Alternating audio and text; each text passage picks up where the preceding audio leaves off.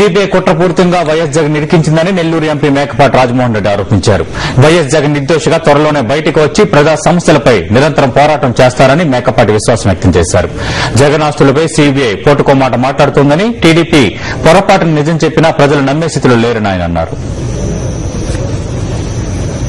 ఆ CBI lawyer గారు ముందేమో 1,00,000 కోట్లు అన్నారు, తర్వాత 50,000 కోట్లు అన్నారంట.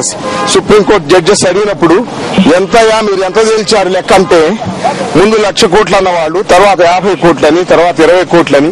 అసలు ఇప్పటివరకు మీరు ఖచ్చితంగా ఎంత తేల్చారో చెప్పండి అంటే 1,595 కోట్లు అనేది తెలిసినట్టుగా చెప్పారు.